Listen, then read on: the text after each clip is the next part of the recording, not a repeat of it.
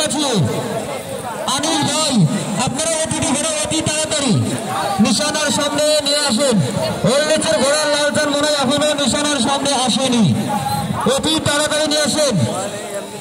আমরা কিন্তু আজকে এই আকর্ষণীয় প্রতিযোগিতা দিয়েই এই দৌড় প্রতিযোগিতা সমাপ্ত ঘোষণা করব। আর যারা এখনো ভাই মাছ মাংস কেনেন না, অতি তাড়াতাড়ি মাছ মাংস সংগ্রহ করেন।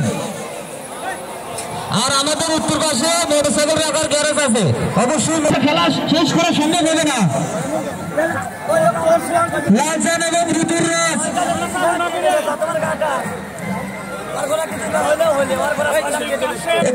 ভাই এখন কি করছে তোমরা? আনিস ভাইয়ের হাওয়াল নৌকা লালচান ঋতুর রাজা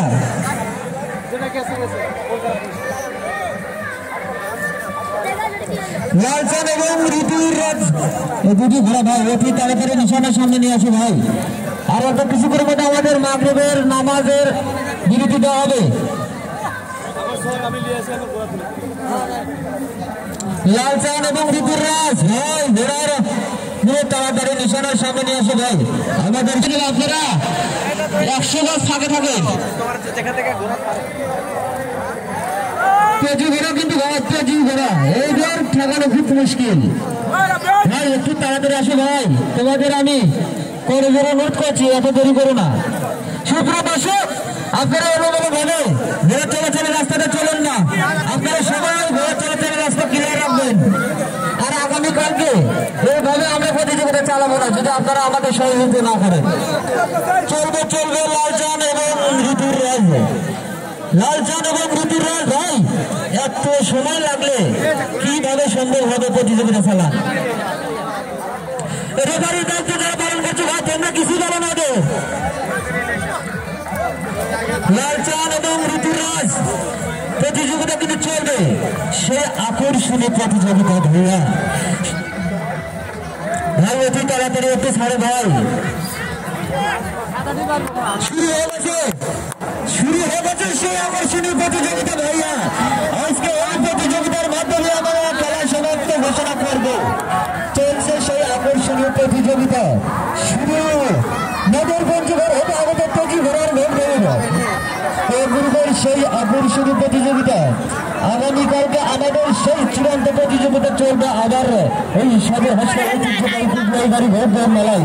সুপ্রিয় দর্শক, এই খেলার পরে কিন্তু আপনাদের জন্য আর একটি সুখবর থাকবে। আল্লাহ যদি বেঁচে থাকতে রাখে আমাদের আগামী বছরের জন্য